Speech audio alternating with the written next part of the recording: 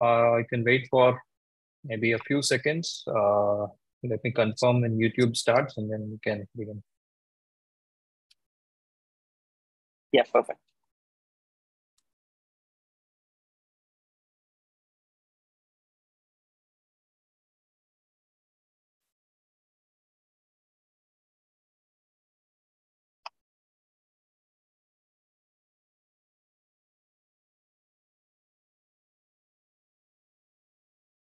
Hey guys, can you hear us? Audio check, audio check.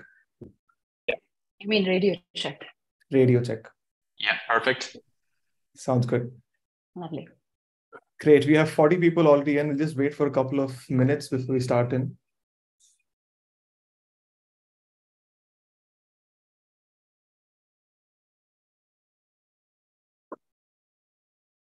Darsh says no audio. Can you hear us? Hello? Are we audible? Darsh, you may want to check Yes. your audio on your end.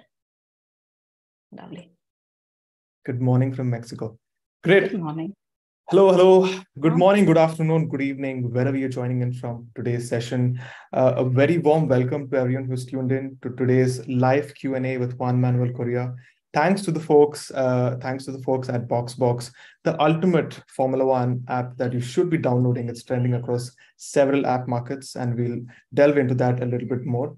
But today's discussion is also going to be about JM's career. We're going to be talking about his motorsport journey throughout so far, his 2023 season in Formula 2 and in WEC.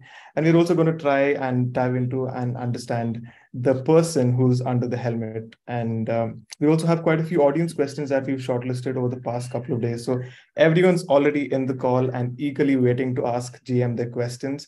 And for everyone who's a part of today's live video and who are watching in, please keep sending us your comments. Please keep sending us your questions, and we'll browse through it and ask JM through today's session. But before we go ahead, I think it's important that I owe you an introduction. My name is Sundaram. I am a Formula One statistician and content creator, and I go by the name F1 Stats Guru on the internet. And joining me today as my co-host is... Hi, everybody. I'm Ananya. I am the co-founder of The Help & Co. We're a platform that celebrates Indian and Southeast Asian motorsport voices. And I just want to set it out straight. Thank you so much, BoxBox, for actually organizing this. I think it's awesome. JM, thank you for your time. And we're going to jump right in. And like Sundaram just said, BoxBox is the ultimate Formula One app. They're building an amazing community, a super engaged community. It gives you live stats, everything that you need as a Formula One fan. And I will put it back to just take you through what they're doing with creators on the app, because it's quite interesting, folks. Exactly. It's a very interesting story because they started off just a year ago, and in this duration, they've actually had over 1 million downloads in 175 countries. And the interesting fact is that you have 11 languages that's been supported. So a lot of features that's been there, and a ton of creators that they've actually partnered with as well, like myself, F1 data analysis, F1 aerodynamicist, and a whole lot more to give you the best content always. But before we get JM on and speak about his career, I think it's only right and fair that we get the BoxBox founders to share a little bit more about what the app is. How did they start off with the app? Why did they feel that such an app was needed? So I just want to invite the BoxBox founders, Ranjit Ramanan and Lakshman Kumar, to kind of explain what the app is. Take it away, folks. Hey, hi. Hi, everyone. Ranjit here. Yeah, hi, everyone. So, hi. So I'm the co-founder and the designer at BoxBox. So we began around 2022. It led me to creating the product. Initially, like there were no other, just looking at the schedule or anything like that. The users are finding very difficult to understand which place and where it's happening.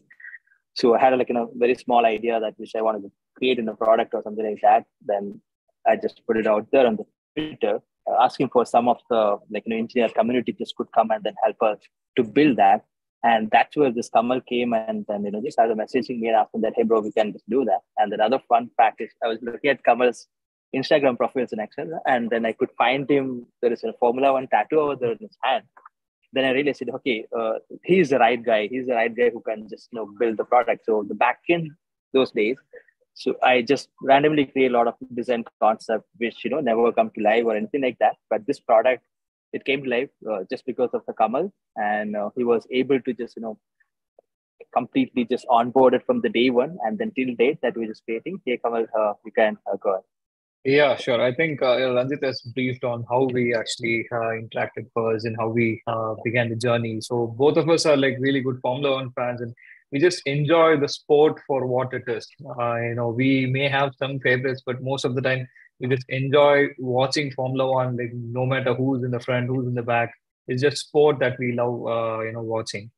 So when the sport became like kind of like a passion, and we both are like product guys, and when we wanted to put this as a product, we just it just didn't take us a long time to decide what we want to build and how we want to build it. And we just wanted to create a community. F1 as such is a global community, and we saw this huge lack of space where people are still using the F1 app, which is like a proper corporate version and not like a fan version of the app.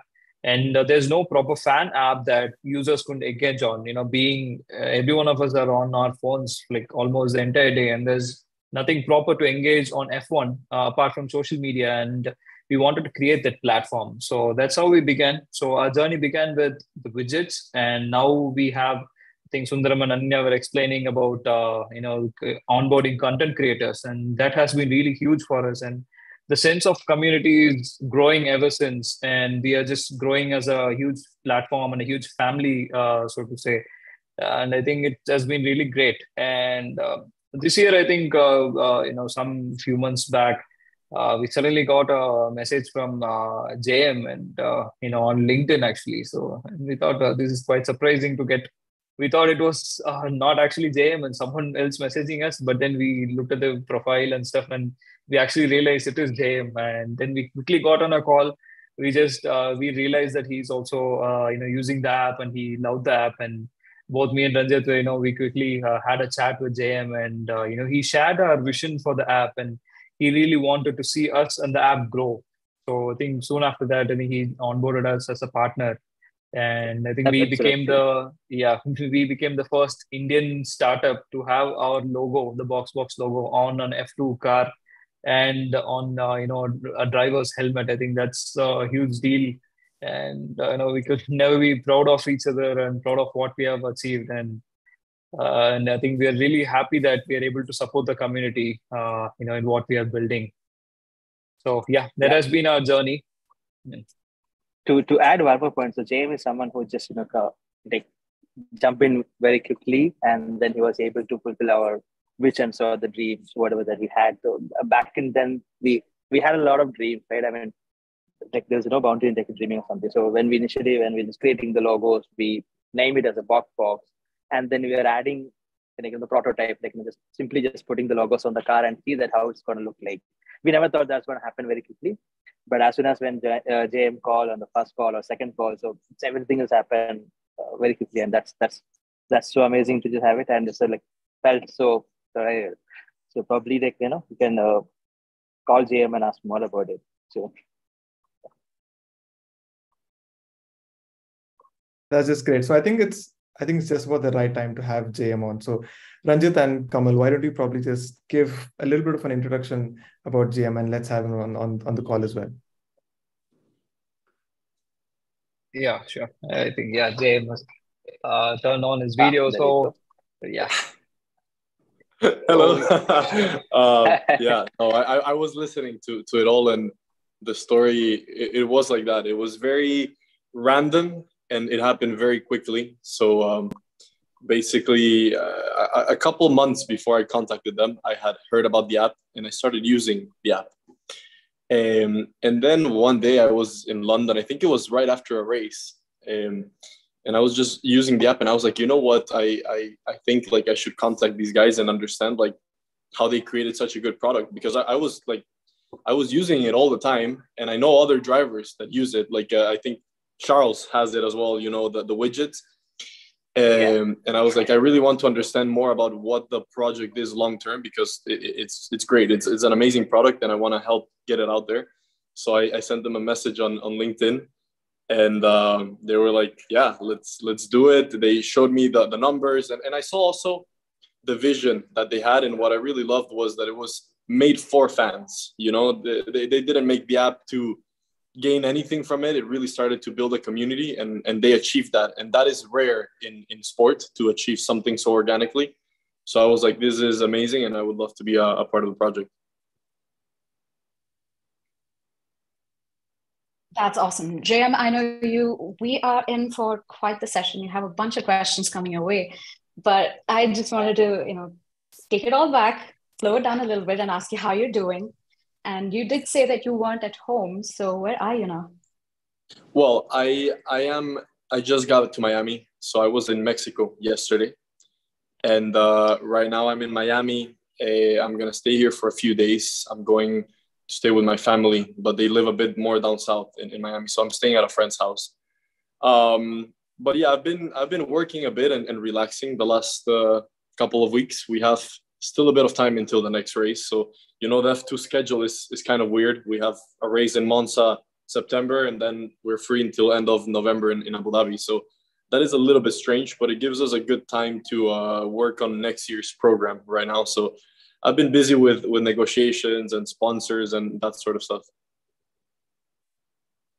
That's awesome. I think that gives it a good start into exactly what your racing career has been. And Sundaram, you can take it forward.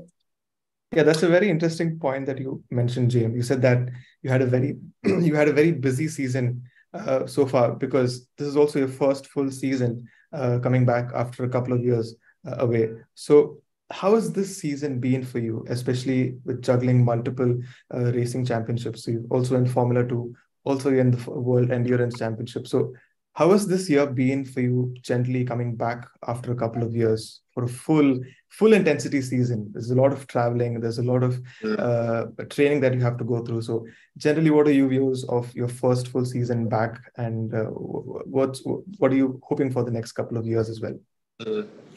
It's been really good. It's been positive in every way, I think. It has been a busy year, 14 weekends with F2 and another 4 weekends with endurance, including the 24-hour Le Mans. So a lot of driving, which I love.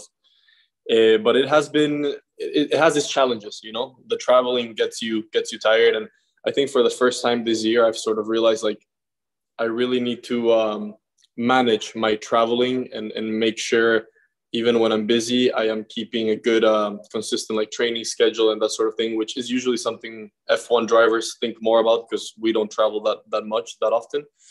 But no, it has been good. And of course, the season hasn't been easy in F2, and I was not expecting it to be easy at all. Van Amersfoort is a new team, so there's a lot of development going on together with them. Also, jumping back into F2 is never easy at such a high level, but I've been happy with how I've been doing, with the progress, especially throughout the year. It's been positive, and I always told myself I like to be very direct and honest with myself. And I said, look, if I come back to F2 and I feel like I am not able to be competitive again at that level, I'm gonna pursue other things. But it hasn't been the case. I feel like I have been competitive, like I have what it takes to be fighting at the front in Formula 2. So I think that's a positive note from this year. And for next year, I'm looking at options. It's looking quite likely that I might stay in F2 and continue pursuing that path, but nothing is confirmed yet. JM, you did mention that you had that element of travel to consider this year, but you're also racing the WEC. So I just want to know, how different has it been for you to, disconnect from one series where you learn to drive in a particular way, and then, jump back to another race seat where you have to learn to drive in another way? And how has that kind of played into the toughness, so-called, of the season for you? Yeah, it's I kind of keep the two separated. So it's sort of like I live a double life, and obviously my main life is F2. That's what most of my races are, and that's really my main focus. The races that have clashes, I am doing F2 and putting WEC on the side. However, the toughest part of it was when I had to go directly from the Barcelona Formula 2 race to Le Mans. Like the same day, Sunday after the race, I had to fly and arrive in Le Mans and do 10 laps to qualify for the race. And that was a bit like, okay, this is intense, but it was fun. And then in terms of keeping both separate, I feel like it's such a different type of racing, different series, different modality. Obviously you need a very different mindset between endurance and Formula 2. So I just keep that separate. And in some ways, I also feel like it helps me to have both, because first of all, I'm driving more, I stay active. And then second, I learn things from endurance that I can then transfer into Formula 2. And obviously, I bring a lot of experience from Formula 2 into endurance, and that's what helps me be fast in endurance. So it complements each other. It's just about maintaining a good balance with the travel, like I said in the beginning. How was the experience at the Centenary Le Mans? We all watched it on the live streams and it was amazing. But you as a driver, that must have been something else for you. It was incredible. I felt like I was sort of thrown into it, like drivers, they usually prepare for a long time before Le Mans and they're very prepared before the race. But me, because I have the double program and I was coming from back-to-back races in F2, I didn't want to be thinking about Le Mans while doing my F2 races. So I sort of didn't do much prep at all before arriving there.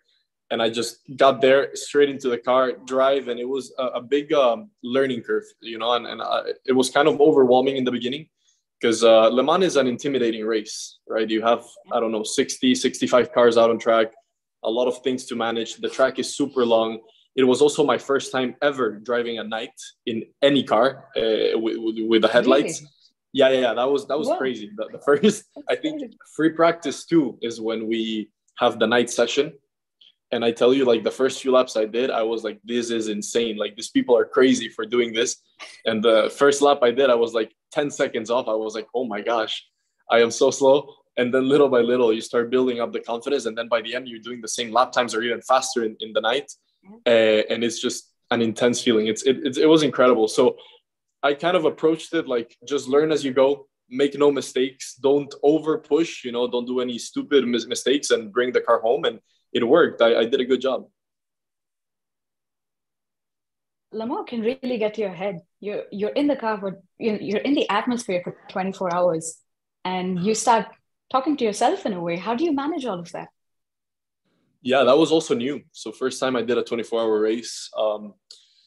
I think I had a good strategy. First of all, you need to sleep as much as you can before the race, right? Although it's difficult because in a race weekend, sometimes I get anxious and I'm not sleeping that well. But I sort of put a lot of focus on that. And then I devised this strategy with my physio that I wouldn't drink any caffeine until the last 8 hours of the race. So I did the first 16 hours with no caffeine, which was tough initially. And like midway through, about 12 hours to go, I was dying. I was tired. I wanted to sleep. I was like, I need a coffee. I did one more stint. Then I finally went to sleep. I slept, I think, 2 hours over the whole race, over 24 hours. And then for the last part of the race, I started just drinking coffees in between my stints and just sort of pull through. But it's one of those races where nobody finishes the race fresh, like everybody's just kind of hanging on and using the adrenaline to kind of finish it. And it was incredible. I got to start the race and I got to finish it. So I was very happy about that. That must have been awesome. I mean, you weren't caffeinated, but it's 9 p.m., almost 9:20 over here. And I'm heavily caffeinated. I have no idea how you went without drinking a cup of coffee through a 24-hour race, almost for 16 hours. It's crazy. Adrenaline, it works better than coffee most of the time. Time to jump into a WEC car. Not that we'd last very long, but Yeah, you've had an inspiring journey so far. You've obviously had to jump back into a Formula 3 car, and you've worked your way up back to Formula 2. The interesting thing is that you were born in the late 90s, so I'm sure you've grown up watching the likes of Michael Schumacher, Fernando Alonso, Kimi Raikkonen, and we've only had two ones who've ever raced in a Formula 1 car. So everyone obviously knows Juan Manuel Fangio in the 1950s in an Alfa Romeo. And starting off in an Alfa Romeo, And then we've also had Juan Pablo Montoya in the mid 2000s. So how soon can we see another Juan joining the Formula One grid as well? That's the $1 million question, but I have a plan. My objectives are clear right now. I'm focusing on next season plan, which, like I said, is steering towards another year of F2. And my goal is to try to win that championship, fight for the title, and then see what opportunities come from there. You know, that's as much as I can do right now. It's the only thing inside of my control. And I always say, like, when you're in F2, F1 feels so close yet so far. You're one step below. You're one of 22 drivers in the world in F2, so it's obviously a very high level. But yet that last step to F1 is the toughest one, and a lot of things have to come together and align at the right moment. So we'll see. You know, if it works out, we could be talking about 2-3 years. But I don't really think about that much, to be honest. I focus on the races I have to do this season and what's coming for the next year. We would definitely love to see you in Formula One. But one aspect we obviously have to talk about is you've had a challenging couple of years of lately. So how has it been for you? I mean, especially with the accident in 2019. How have things changed for you before the accident and after the accident, even in terms of racing?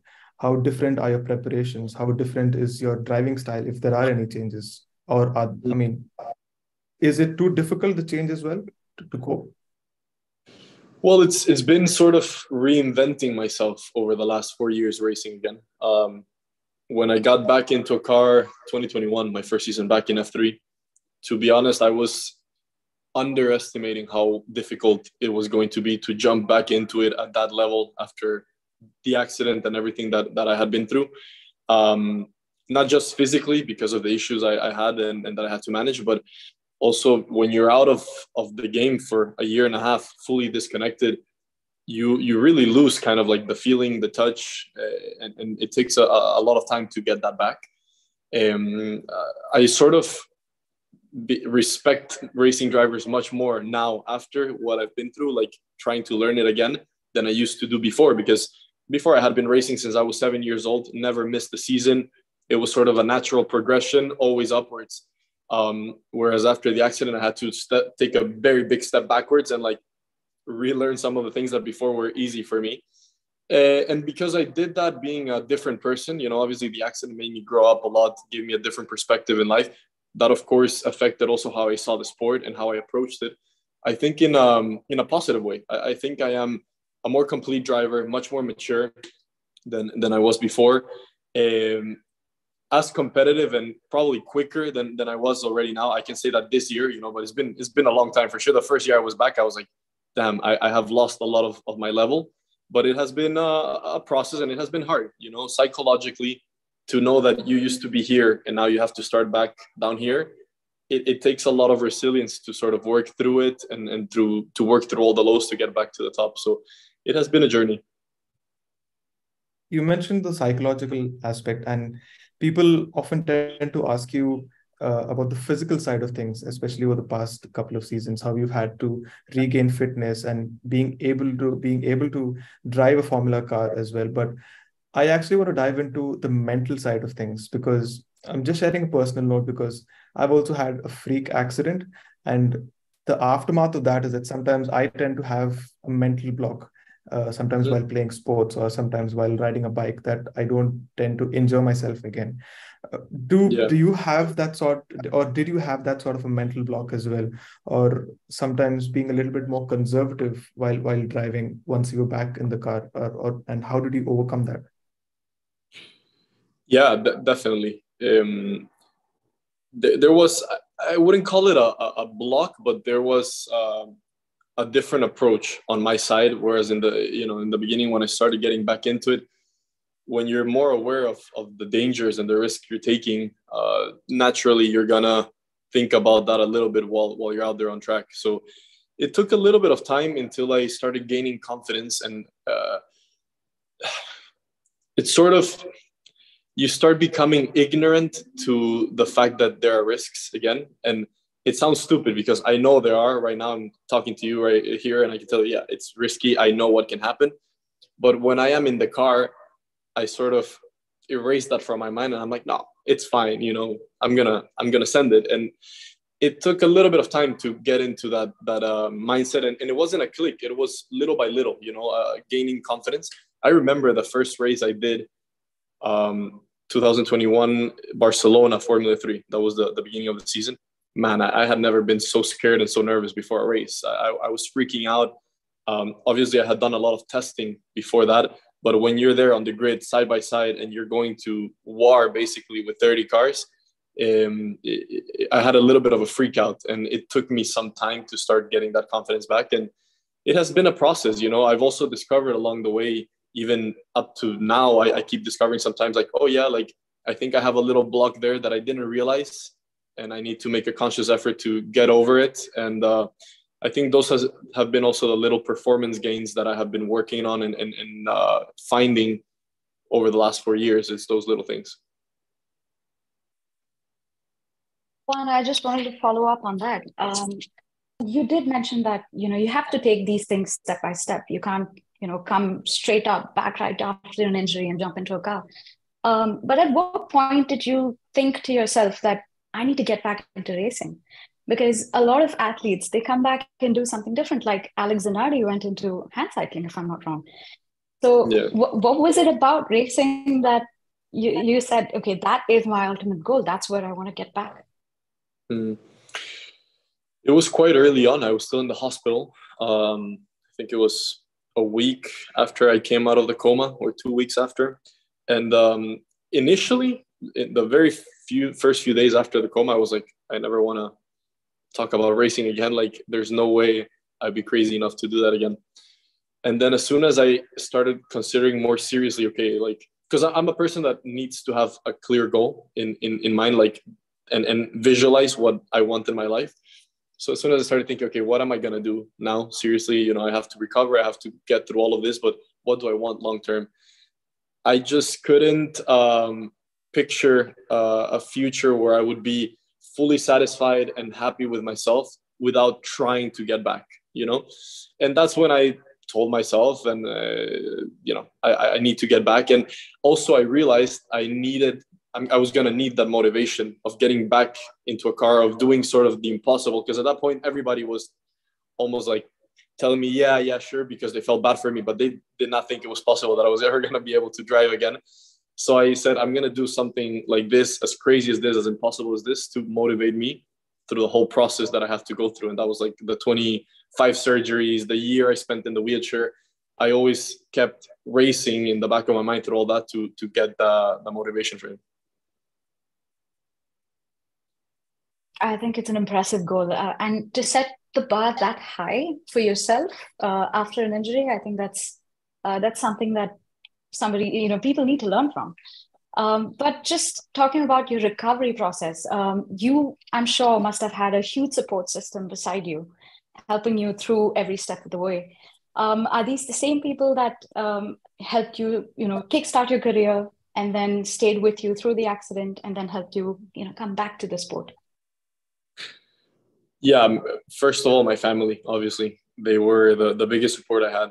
My parents were with me at the race when the accident happened, and they were with me in the hospital for the 2 months that I was in there. So I am lucky to have that support system with them. We're a very close and united family, and that helped massively.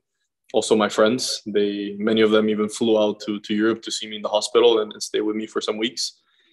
And people from my career as well, from the industry. You know, my manager, he's been with me now for more than 10 years. And we started when I was 14. He put me through all the categories in Europe up to F2. And now he's still with me. You know, he even flew to see me as well. So a lot of people were very important. And I also found a lot of people in the process of the recovery, and people that are still with me today and that I have created great bonds with, you know, doctors, physiotherapists, people that just were fond of the story. They saw what I was trying to achieve, and they helped me with what they could. And I've met some incredible people along the way.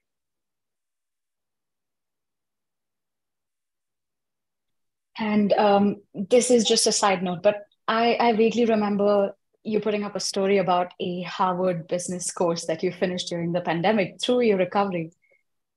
Yeah, It it is was a safe to course. say, uh, do you want to pursue education somewhere at the back of your mind too? Because you can do it. If you can get Not back into education, racing. not education. I would love to have a title. Just to say I have it. Um, I'm just someone that loves always learning and soaking in new information and talking to people that are doing different and interesting things. That was actually one of the reasons as well why I contacted Ranjit and Kamal, because they were doing something cool, something different. They were going for it, and I love people that do that. So I did do a Harvard business course when I was here in Miami recovering. I found myself with a lot of free time.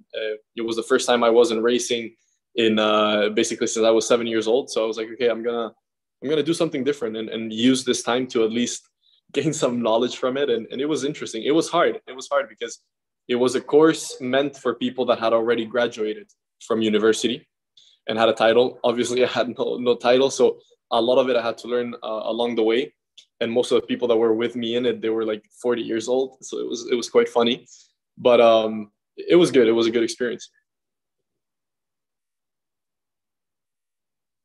That's great to hear. So, one, I'm going to just actually shift away from racing, and we're just going to try and understand a few more things about you from a personal level. So, you have quite a bit of time left for the next round in Formula 2. So, how do you usually spend your time away from racing, especially during non-racing weekends?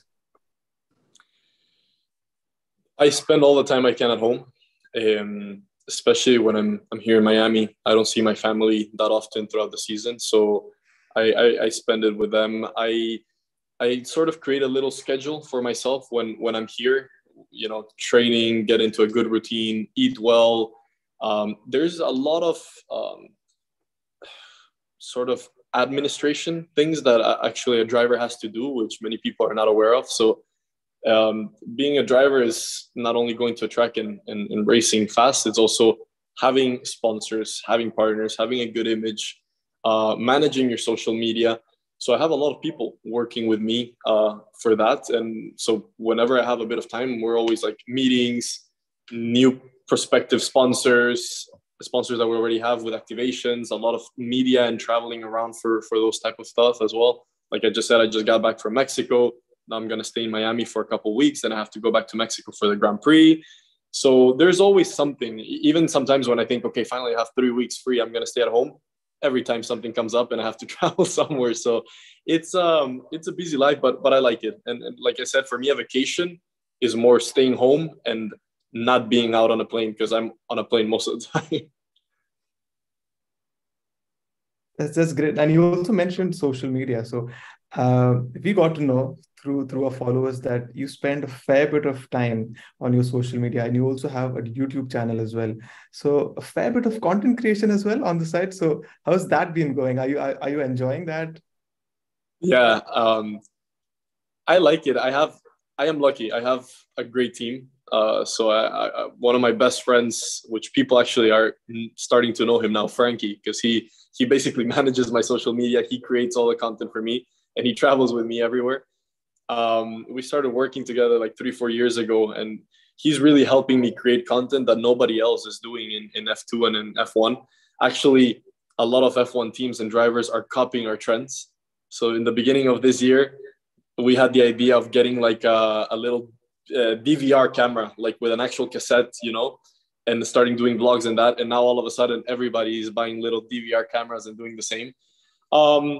It's fun, it's a great way to connect with the people that follow me, to give exposure to the brands I work with, and just to be original. I have tried going the route of having like an agency manage my social media and me not being involved. And it doesn't work because it's not organic. It's not me. So everything you see on my social media is basically me and Frankie just like, okay, yeah, let's post it. This is funny. This is cool. And I'm very involved in it. That's awesome. That's really awesome. But what do you do to disconnect from a race? Because you do have a bit of free time and you do like spending it at home. Max Verstappen apparently likes to play sim than racing in order to disconnect from racing? What do you do? I have found a new hobby this year, which is golf. And it's something that I'm spending a lot of time doing. Maybe you've seen it in my social media. Frankie is a very good golf player. He got me into it in the beginning of this year. And it has sort of become a nice getaway from everything. You know, I go there, I disconnect, turn my phone off. It's a very mental sport. So I associate that a little bit with racing. It's similar in some ways. It's also a sport that you can play all over the world. So many times, even when we're out at races, the day before going to the track, we'll go and play a round of golf. Then I spend a lot of time in the gym. Obviously, it's part of my job, but it has also become something that I like, and it's a sort of hobby for me as well. You know, just training, feeling good. I love eating. I love great food. Sushi is my favorite food, so I love like trying new places and taking my family out to eat and that sort of stuff. Someone's actually just mentioned in the chat, Frankie rocks. We definitely Yeah. feel so too. We've also got another question from the chat from Daisy. So they asked that what has been the one best race of your career and why, if you can single out one?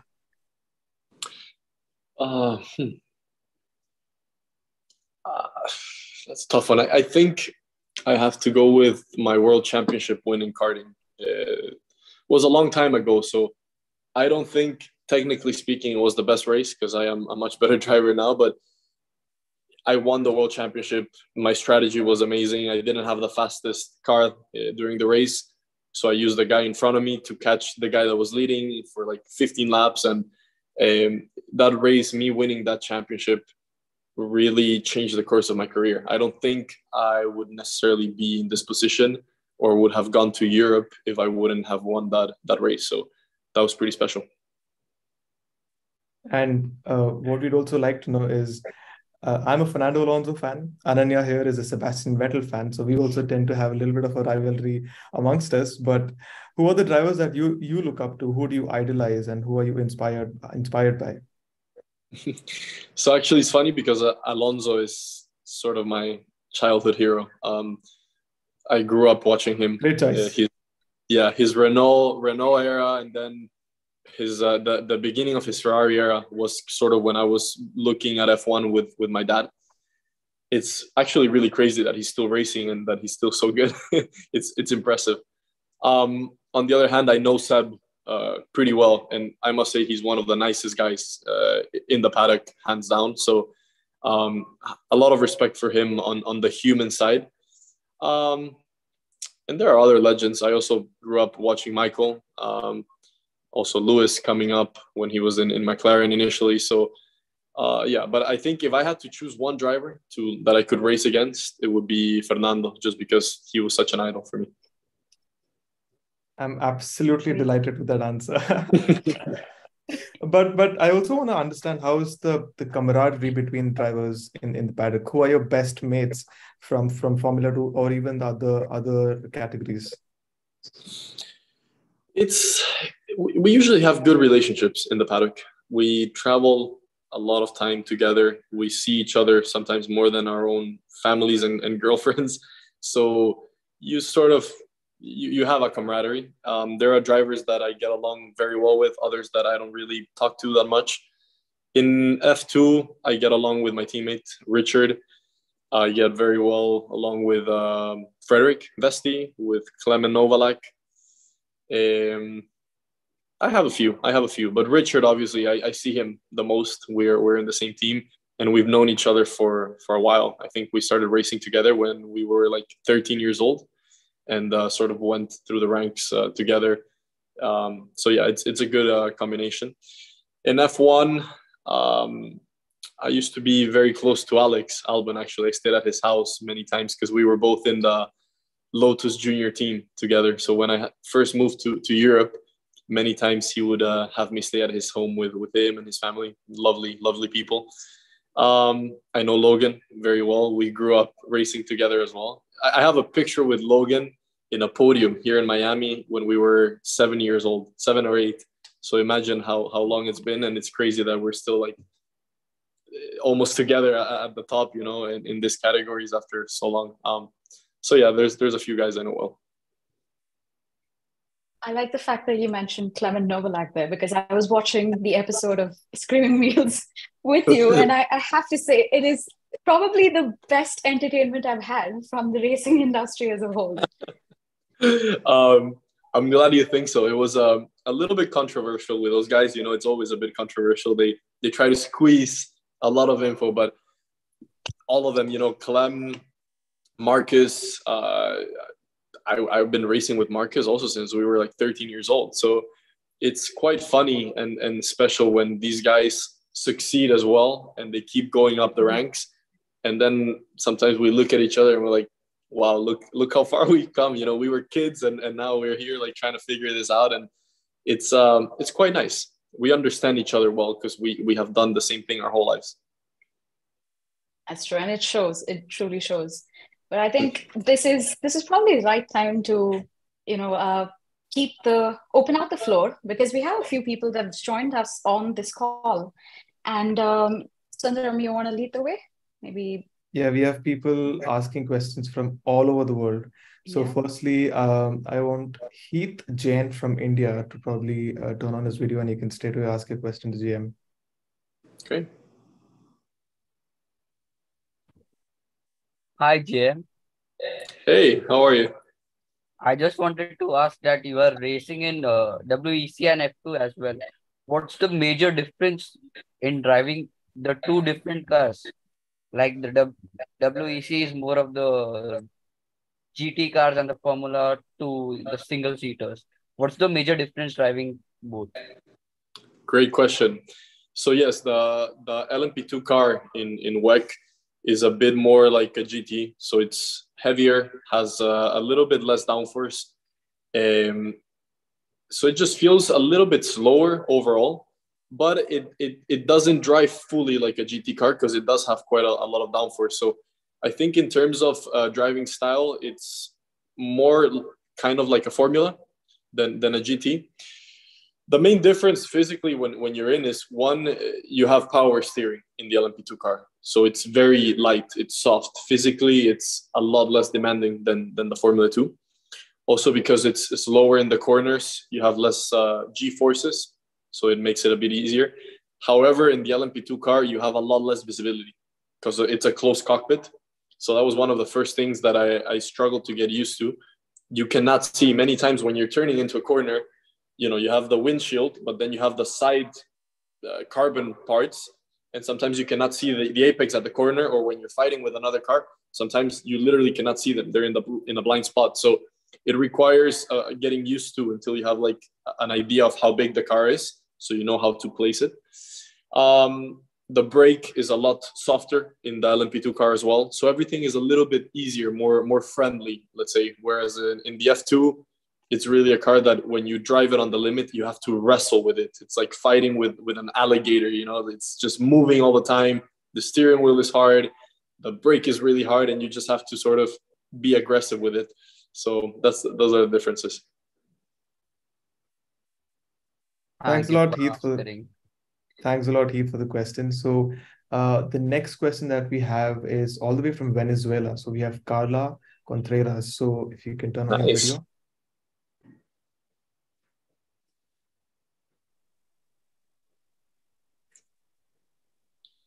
No se escucha. It's not working.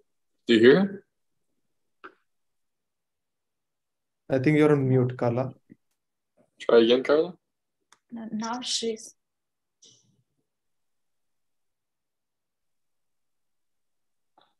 No.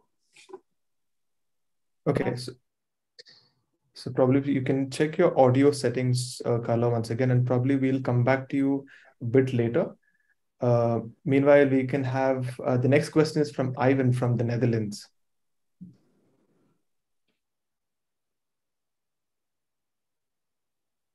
Ivan. I don't see Ivan on the call. Ivan is not joined, actually. I think we can skip and then go to the next one. Okay, so the next person I want to invite is Anya from Macedonia. Hello. Hi. I hear you. Yeah. Hi. The first question is, what is the moment you knew you wanted to be a racing driver? How old were you? And following the question, who was your racing inspiration? The first time I drove a go-kart, I was 7. And from it was a long time ago, but from what I remember, it was kind of immediate. I said, like, this is what I want to do. I want to start training. I want to drive and start doing races. And I had this dream, like, okay, I'm gonna become a Formula One driver because yeah, it's just what I was gonna do. And it was a bit of a naive dream at that moment. I didn't know how hard it was actually going to be. But that's how it all started, and I never looked back after that. I had like my mindset on it, and I knew I wanted to do it. And then my inspiration was, well, my dad had a lot of influence. He wasn't a racing driver, although he did raced a little bit of rally for fun when he was older. But he was more an inspiration because he taught me that I had to work really hard if I wanted to actually make it as a racing driver. And that helped me go to where I am. And then in terms of racing inspirations, I think Alonso, like I was saying before, I grew up watching him. Always thought he was a legend, and even more so now that he's back at this age, it's incredible. I have a second question because a lot of your friends were asking, what is your favorite Taylor Swift song? I have sorry.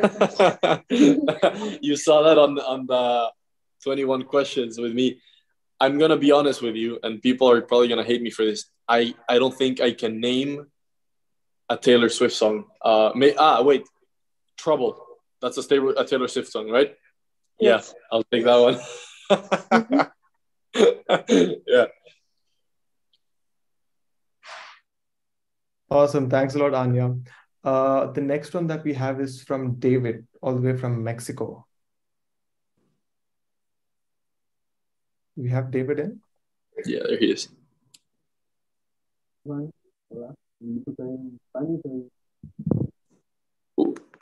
Hello?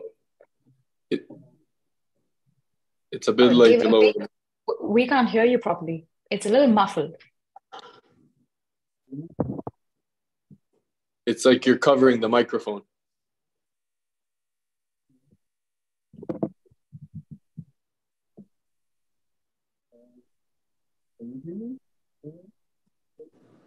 Very low. Did you prepare in Spanish or English? I don't mind either. Maybe do it in English so that they understand. What do you do to get out of the bad times, like mentally times, the daily discussion? What do I do to get out of the bad times, like mentally? For example, the daily discussion. I don't understand. I'm not. So I'll probably. Can we get the question? Hey, David, I think you can ask in Spanish instead. No worries. But I don't hear it. Yeah. I hear it. Yeah, he's not as audible. So David has already sent us the question. So we'll probably just, I'll just take that up. So David's asked, what do you consider to be the most important thing to improve on a daily basis after a period or a season with a significant drop in performance? What is the most important thing to consider on a daily basis when you drop performance? Yeah, what do you consider is the most important thing to improve on a daily basis after a period or a season with a drop in performance? Okay. That's a good question. Very, very technical. I guess I don't think I have had a season where I've had a drop in performance apart from after the accident, obviously, where I had to rebuild. But my approach to that period of my racing was taking it one step at a time and being aware of the things that I had to improve. It was also kind of a humbling experience in the sense, like, I used to be able to do that. Now I'm not able to do it. So let's actually work to be able to do it again and trust yourself. I think many times high level sport, especially racing, it's obviously very psychological, and trusting yourself and trusting your instincts and driving with instincts is very important. You see many drivers that start going down a negative spiral. They stop trusting themselves, and they don't drive anymore with instinct. Instead, they're driving thinking about numbers and where to brake and where to accelerate, where in reality, you just have to feel what the car is doing and just kind of do what you know how to do. So I think that's sort of my approach. Whenever I have a specific issue I need to work on, I always resort back to trusting myself, using my instincts, being aware of what I need to improve, but then just trusting that I will fix it and that it will come. Great. Thank you so much, David, for the question. The next question that we have is from Danique, all the way from the Netherlands. Hello. So my question is, what is the best advice anyone has ever given you, or the best advice that you have ever given someone else? First of all, I love your shirt. Unironically, I forgot that this was happening, and I put it on this morning because it's so comfortable. Well, looks great. I love the style. Thanks for buying that. Good question. I think my dad. I think it was him that told me when I was younger that if I wanted to make it, I had to make the difference. And I don't remember how he worded it, but he said sort of, there are probably 1,000 kids out there right now working as hard as they can to achieve what you want to achieve. So what's gonna differentiate you between those 1,000 kids? Because there's probably a lot of kids that are more talented than you. Like there's always someone that is more talented, that works harder, you know, so what's gonna make the difference for you? And I think that sort of just fueled the fire inside of me, where I was like, nobody's going to work harder than me. Maybe they're going to be more talented, but nobody's going to work harder. And that's sort of something I've kept. And I feel like psychologically for me, if I know there's nobody working harder, that already gives me an edge when I go to race, when I approach a season, because at least that part is covered. You know, it's not, I have no doubts about my preparation. So that's pretty good advice. Thank you so much, Danique. The last few questions that we have. So firstly, we have Hal from the UK.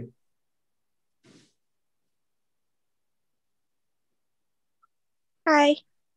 Hi. My question is, what are your favorite and least favorite things about a race week/race weekend in both endurance and Formula 2? Great question. Let's start with my least favorite. I hate Thursdays at the track because we're not driving. I really don't like them. I don't particularly like track walks, to be honest. And the whole day is just like this build up where you do the track walk, then you have meetings, then you have more meetings, then you're waiting around, then you'll have like an interview or two. It's just a lot of build up and just generates like anxiety for me, like where I would rather just be like out of the track chilling and then arrive next day and drive straight away, because we are already so prepared before a race weekend, before we even travel to the country we're racing in, that when we get there on Thursday, sometimes it feels like we're just over preparing, like we don't know what else to prepare, so we're just there like hanging around waiting. So boring day for me. What else don't I like? The rest of the weekend is pretty good, to be honest. Sometimes I don't like it when our races are way too early. Sometimes the F2 schedule is not that good and we have to wake up at like 5 a.m. to drive, but that's minor. And my favorite parts of the weekend, the races, I think. You know, I always like racing. I've always been a good racer, and it's really what we're there for. You know, free practice and quali also sometimes is a little bit of a build up. I get quite nervous before quali, more nervous before quali than before the races, funnily enough. Then once I get into the races, I'm more like relaxed. I know what I have to do. I know what position I'm starting in, what's my strategy. And then I love Sunday after the race to just relax, and it's like you can breathe again. It's done, whatever the result is. I always sort of have a good feeling of accomplishment, like, okay, another race weekend done and we got through it. So that's my favorite moment. Awesome. Thank you, Hal. The next question that we have is from Melanie.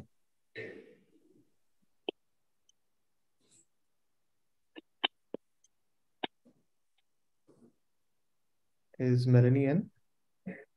Hola. Sí. Hola.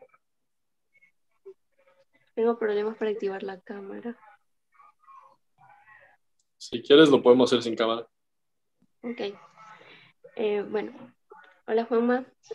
Hola. Mi pregunta es, dada tu experiencia en el mundo del automovilismo, ¿podrías decirnos si has observado cambios significativos en la forma en la que se ve y se practica este deporte? Buena pregunta. So I'll translate also in English. She's asking if, with the experience I have in motorsport, if I've seen big differences in the way this sport is practiced and how it is seen. So how has motorsport evolved? Sí, creo que especialmente Fórmula 1 y Fórmula 2 y 3, por ende, han crecido mucho en los últimos años. Todos hemos visto ese cambio. Y creo que es un momento muy bueno ahorita para motorsport en general. Está creciendo mucho, hay muchos más fanáticos, se ve, es mucho más mainstream ahora como deporte. Y eso es interesante porque he estado ahí antes y después de este cambio. Todo fue a raíz de la serie de Netflix y es un cambio positivo. También ha cambiado mucho la seguridad y eso es algo positivo. O sea, hace 30 años en Fórmula 1 casi todas las temporadas había un fallecimiento. Hoy en día es algo muy, muy raro e inusual. Entonces, siendo piloto, eso me contenta mucho. So I was telling her about the change in the sport before and after Netflix. So right now we're sort of in a golden era of motorsport, F1 in particular. And it's interesting because I was there before and I'm here after, and I've seen the difference quite clearly. And it's a positive change. I'm happy about that. And also I was telling her about the change in safety. Every year it gets better. And when you compare motorsports 30 years ago to now, it's night and day. And as a driver, that's obviously a very nice thing to see, especially me after what I've been through. The safety is incredible. So muchas gracias por la pregunta, un gusto. Gracias a ti por responder y un saludo de Ecuador. Gracias. Thank you so much for the question. The next one that we have is from Montse.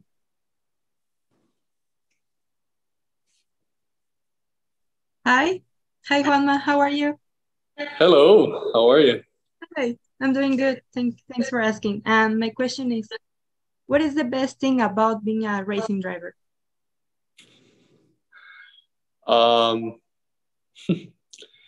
For me, I think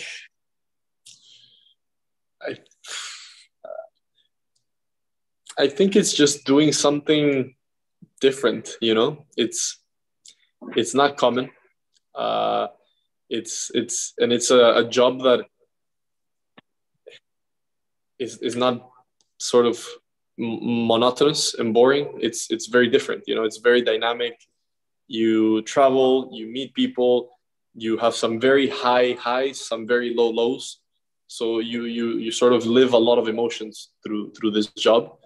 And I think that's my favorite part, because I don't think I would be able to have a normal job, and do something that doesn't excite me or that I'm not passionate about. I would struggle with that. So the highs and the lows, that's the best part of it, Yeah. Thank you. Thank you. Bye. Thank Bye. you. Last few questions. So the next one is from Luca. Hi. So Hi. I'm actually going to ask the question in Spanish. What do you think is your biggest strength as a driver? ¿Cuál crees que es tu mayor fortaleza como piloto?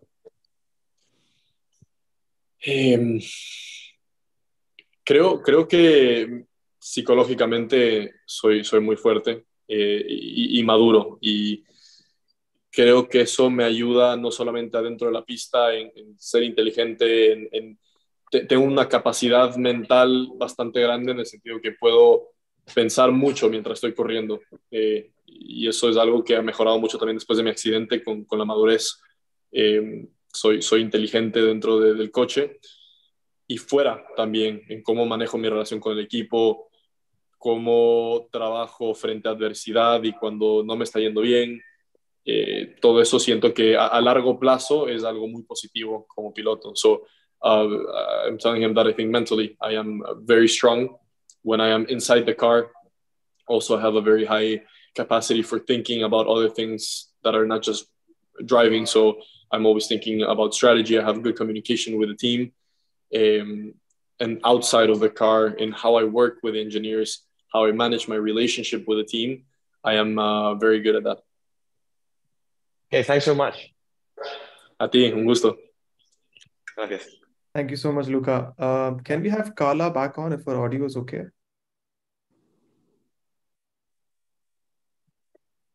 Hi. Yes. Hi, Juan. Nice to meet you. There we go. Hello. This question is important for me because I am a medical student. I am really interested in health motorsports, and I've been talking with doctors and coaches and professors, but at the end of the day, you guys, the drivers, are the ones who are exposed to these kind of situations, you know? So my question is, what is the difference between your current training routine and the training routine you had years ago? And there's any difficult exercise for you or any diet changes? Yeah, it's quite different. So I cannot do any high impact exercises for my legs. So I cannot run or jog or jump. So I've had to change because I used to run a lot as cardio. That was one of my favorite ways to do my cardio training. So now I do a little bit of bicycle and mainly like skiing, you know, like you have the ski machine and the one that goes down as well, like the skier.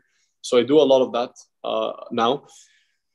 Also in terms of leg training, you know, there's some exercises that I need to watch out. And every year I'm able to do a little bit more and more. But it's still, I've had to change it quite a bit and prevent injuries, you know. So I worked with an amazing team from the moment I started training again to get back behind a car. That was not only getting me fit, but also avoiding injuries because my legs were so sensitive, so fragile that we had to sort of reinvent the way I trained. And in the beginning, it was very hard. Like 2021, the first year I was racing, physically, honestly, I was not at the level I had to be to race in Formula 3. So I was struggling physically, but I just couldn't do much more in the gym because my legs were very fragile. Whereas now I'm at a stage where I am very fit in the car. I would say even more fit than I used to be before the accident, but just my training regimen has changed a little bit. And it takes a little bit more time now, you know. I have to be more meticulous with it, but I'm able to compensate. Thank you. Thank you. Good question. I think we've got one interesting question in the chat box. It's from Ritwi. If you could, what would be the one F2 regulation you would like to change? I would add more free practices. I think as a junior category where drivers are meant to be growing and learning, it doesn't, the fact that we only have one practice and so little time driving, I think it affects the results in the sense that sometimes it's more of like a hit or miss in a weekend. And you see that often, like you'll have a weekend where one driver wins. The next weekend, that same driver is 15th. The next weekend, he's winning again. Like, so if you don't arrive to a race weekend and everything sort of comes together and works well from the first lap in free practice, you're going to struggle. And I think that's a little bit of a shame. I wish we would have at least 1 or 2 more free practices to sort of build and recover. If we don't start the weekend in a good way, give us more opportunity to recover and turn it around. That's lovely. Okay, and I think that's it, and we're almost at time. In fact, we've kind of spilled right over, but I think if we're good, Ranjit and Kamal, you guys can take over from here. And thank you so much for your time, Juan. It was lovely chatting to you. Thank you. Thanks a lot. It's my pleasure. Thank you for the invite, Ranjit, Kamal, and thanks to our amazing hosts. Nice to meet you all, and great questions, I must say, from the community. So looking forward to the next one, and see you. And thanks a lot, James, for spending this amazing 1 hour, and we were able to make this the session with all your fans and all of the box fans. And thanks a lot for Sundaram and Ananya just come up with very short notice that you guys are just literally nailed it, and that's fantastic. And thanks for all of them. And Kamal, do you want to say something? Do you want to say something?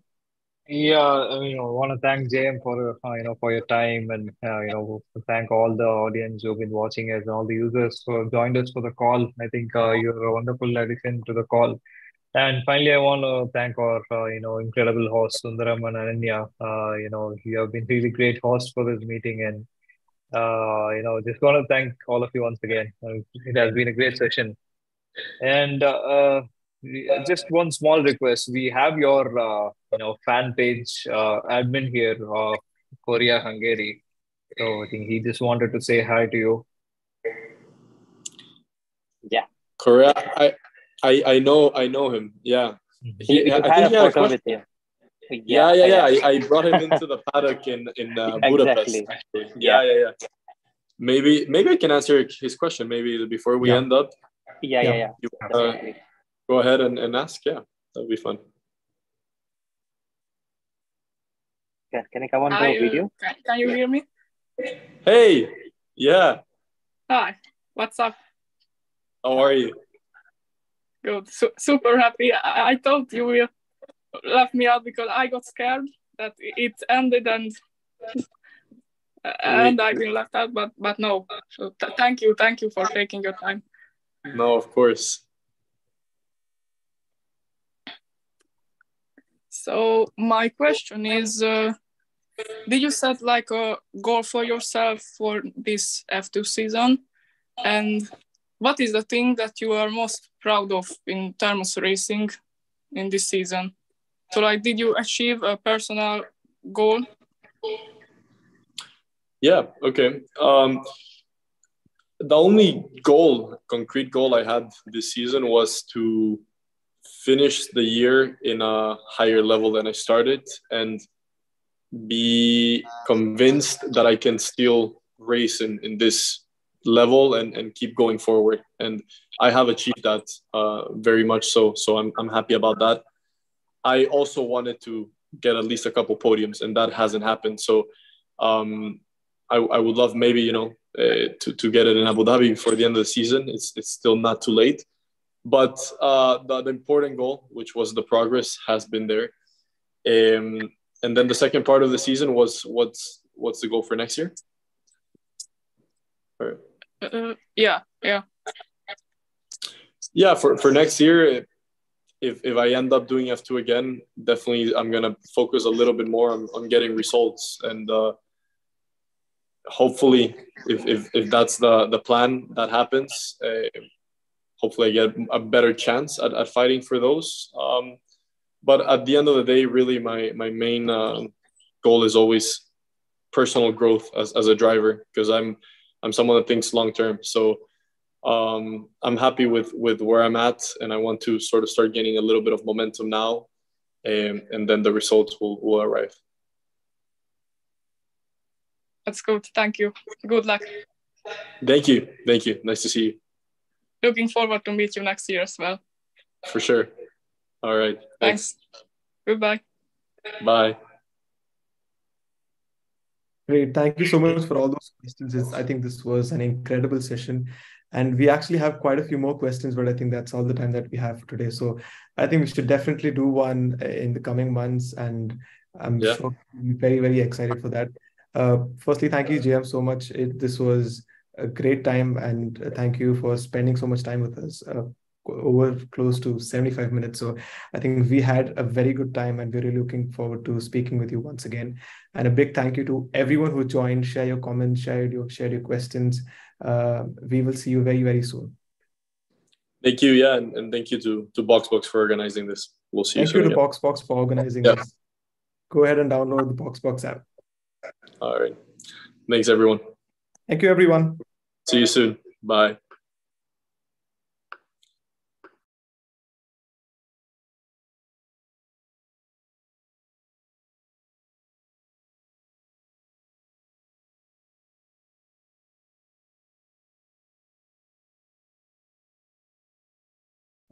Yeah, I think everyone was left now.